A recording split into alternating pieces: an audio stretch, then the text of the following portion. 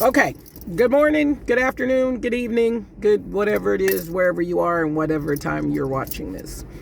Um, so we'll see if I can relay this to you the same way God gave it to me.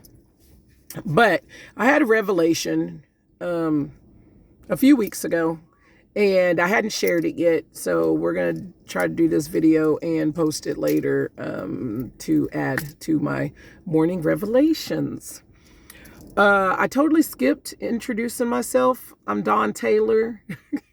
We are not coming to you today from Woke to Blush, but we are coming from my humble vehicle on a soccer Saturday while my son plays soccer.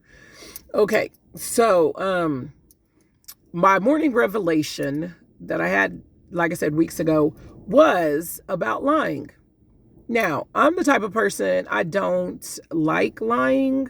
I don't usually lie. Like, when I say usual, I say that just because, like, we're all sinners and ain't nobody like 100% golden about everything. So, yeah, like when I get pulled over speeding, did you know you're speeding? Oh, I might pause or whatever, and that's lying. So, anyway, or omit things, and that's lying. But most of the time, I'm a pretty truthful person because I believe the thing about like what's done in the dark will always come to light. I also believe that Satan does this thing where when you try to keep something a secret or hide something, even like just your own pain or or problems or whatever, he will use that to mess with your mind by making it a thing, like making it a big issue in your own head, or getting it where it will cause you embarrassment or pain or trauma if someone was to find out. So you do a lot of stuff to try to cover it up, and it's just a gateway for him to come in and cause you chaos. So I totally believe in all that. So I do my most best effort to not lie, even on things that are uncomfortable for me to admit or whatever. And I look at life as like not having regrets. Everything's a lesson. So even when I do like totally stupid stuff or stuff people think they should be ashamed of, I don't usually lie about it. I just be honest and be like, yeah, this is what I was thinking. This is what I was doing. And this is why this went down. Okay. So in that being said, I have an issue with people who do lie. Because I be looking at it like, if I can be honest, you can be honest too. If I can tell the truth, why can't you tell the truth too? And I think it's stupid. I think it's like pointless. I don't see a reason in why go through all that effort to like make up stuff or cover stuff up or have to go through the memory of what you told somebody and all that other nonsense. I think it's stupid. Okay.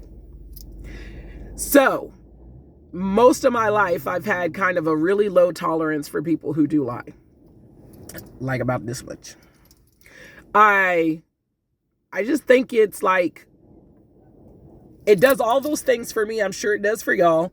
If someone lies to me, one, I think it's dumb. And two, I feel offended and I have contempt for it because I'd be like, do you think I'm that stupid that I really believe this? Or do you just not have enough respect to tell me the truth? And yada, yada, yada. Stuff like that, right? Like, you get me? You following? You tracking? Okay. I think we all kind of have those moments, like where we have a conversation with somebody and they say something that's a lie and we're so like, really? That's what you're going to say? That's how you're going to explain this? That's what you choose to do? Okay. So God gave me this revelation because I was really sorry. I'll be slapping my hands and it's probably making a weird noise. Anyway, God gave me this revelation because I was really like seeking him. It says in the word that if you ask, he will give you wisdom. That if you knock, he will open the doors. That if you seek him, he will be there. He tells us that all we got to do if we want to know stuff, we want knowledge and wisdom, is to ask. So I do. So I was like, Lord, why folks be lying? They dumb lies. Why do they lie? Why do they lie? Because also, here's my thing. we have issues inside of us, right? And our insecurities and our defensive walls and everything like that will build up so that we can cover up, so that we can protect ourselves, right? So sometimes our lies are about those issues that we have inside of us. Like, I already kind of knew that. Like, I already understood that part. But I'd be like, once you build a trust with somebody, okay, maybe you have to lie to Jim Bob over there, but you shouldn't lie to me because we got a trust now built. And all this information or need for a revelation came because of my marriage. Okay, so being in a marriage, you go through all these other gambit of emotions and situations and stuff like that. So sometimes my husband says stupid things to me. Yes, it's stupid. Okay, so sometimes my husband says things to me that I think are stupid because I'd be like, but that's not 100% accurate. But you got to choose your battles, people. So most of the time he feels like he's being 100% accurate. Okay. But on this end, I'd be like, that's not all the way true. And I'm pretty sure we've had the situation flipped. I have said things to him plenty of times, I already know, where because of whatever emotional state I was in, he's asked me a question and I've been like, oh no, blah, blah, blah, blah, blah, or I'm fine, or that doesn't bother me, or whatever. And I thought at the time that I was being 100% accurate. And then later, me and Holy Spirit work it out like, that's not the case, Dawn. That's not the case. And so then I got to realize, okay, and come back to him and be like, okay, I'm sorry. I was like, that was not where my head was at. You were right. I was wrong. And da-da-da-da-da. And we readdress it. So it's not like it's just a him thing. It's just a us thing because we're humans, right? But again, so I was asking, though, I personally was seeking God, like, well, why does he say these little weird things that ain't really true, but he thinks they're true, but he know they ain't true? Like, somewhere deep down, he got to know they ain't true. I know they ain't true. I'm paying attention. So why he say it? And God opened my eyes and gave me this revelation that y'all waited 7 minutes to find out about. Okay.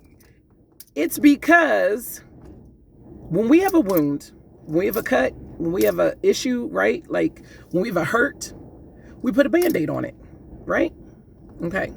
Now, when that Band-Aid is on there, protecting whatever needs to be protected while it's healing, then your flesh, while it's growing to heal the wound, does not understand the difference in the Band-Aid and your flesh.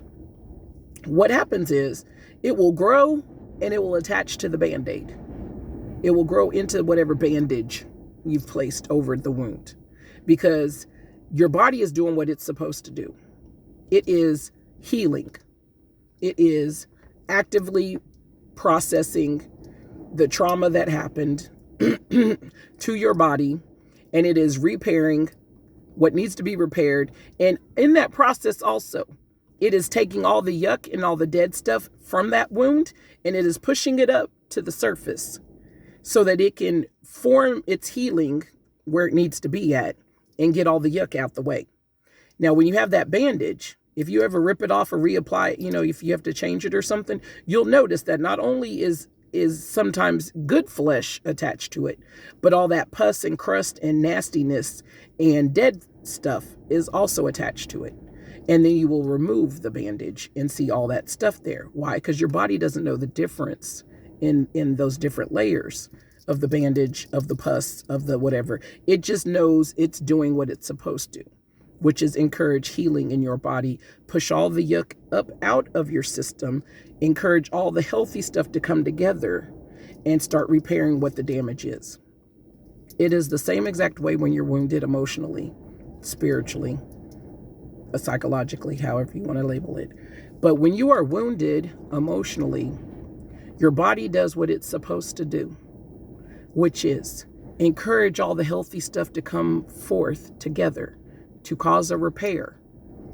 In that process, it's going to push all the yuck up and out. So you will see, if you're on the outside of someone who is healing, you will see a manifestation of all their yuck coming to the surface. You'll see a manifestation of all their pain coming out. You'll see a manifestation of all their icky stuff coming out towards you, towards others, towards the world. Okay? And as any other protective shield that is placed over a wound, your body doesn't know the difference. Okay? So it is processing things as it's supposed to, but it can sometimes grab hold of what was only supposed to be there as a protective shield and start clinging to it and holding on to it as it heals. So lies are one of those things that we use during our healing process. It is often a protective shield that we place over a wound. And what happens is sometimes we cling to it as we're healing because we don't see the difference in what was there for a protection and what was there as in health, the new flesh and the old flesh. Sometimes our body doesn't recognize the difference, so it's still clinging onto stuff. As it's healing, as it's pushing stuff out, it's still holding stuff in when you put a bandage and a protective shield over it, which it's good to have sometimes. Because the thing is, when you're dealing with somebody, if you're the caregiver, you're the one rendering aid to the wound, you got to understand what kind of wounds you're working with. Okay? This is the other thing Holy Spirit told me. You got to know if you're dealing with something that just needs a protective shield for a moment and can be removed as soon as there's healing. You got to know if you're dealing with a wound that needs it replaced, checked on. Is the healing going good? Let's cover it back up. Is the healing going good? Let's cover it back up. Is the healing going good? Let's cover it back up. You got to know that, because sometimes wounds are in different ways. You can't treat every wound like it's the same thing. You can't run in spiritually, emotionally, psychologically. You can't run in like every hurt is the same type of hurt and think that you're just going to do A, B, and C and you're going to wipe it out, eradicate it, and it's going to be okay. All right. There are also some wounds that have a protective shield that's like a cast or a brace. You know, when you have a cast on something, it just covers it until that break or that fracture comes into place. And then some wounds are so deep and so hurt that when the fracture happens and the cast is even removed after healing, you are still placed in a brace because your body does not trust that limb anymore. And it's got to build a relationship again to learn how to use it, to depend on it, to lean on it, to apply pressure to it. So when someone is in a wounded state and they're further healing, even if you're the loved one, the caregiver, rendering aid, the wife, the girlfriend, the boyfriend, the best friend, the little sister, the little brother, whatever it is, if you're the one that's rendering aid, you have to know what kind of wounds you're dealing with so you know what kind of protection is needed. And you have to know that the trust has to be built and complete before you can remove the protection. Okay? So you can't assume that somebody is going to, just because they trust you and because you built a bond, you can't assume that therefore that clears up all the lies or all the things that they are using. And it could be other things besides lies, but lies was the thing I was seeking the Holy Spirit about information. You can't assume that it's all going to get cleared up immediately because the trust was built. Because again, like I said, when they take that cast off, the healing is done. But sometimes that break was so bad that then they have to put you in a brace. Because even though the trust is built, okay, there has to be an active process of learning again how to use what has been built, to use what is there. And until you can independently do that, there is still a brace or a crutch or something that you can lean on until you're totally repaired, rebuilt, restored. Okay? Does that make sense? You tracking with me? Okay, so that's basically what he explained to me. And it was like, that makes a lot of sense. Because when someone has been hurt deep enough on different levels, like I said, sometimes, the wound can be where, and you guys should get this because it happens with each and every one of us. Sometimes we think we're past something and we're healed from something, and let there be a situation and it knocks us back a couple of steps. And then all of a sudden we got to go through a couple of more steps to heal again.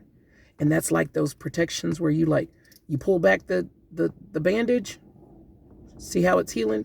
Put the bandage back on. You know what I'm saying? Like there's different levels to this, people. There's different levels to this. If, I went through a situation and somebody yelled and screamed at me in traffic, and then it made me a little gun shy to cut someone off again in traffic, that's one wound.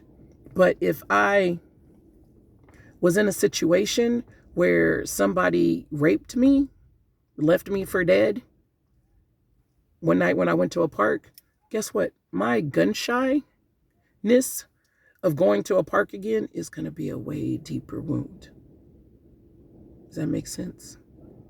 And so sometimes you guys got to be gentle with each other, okay?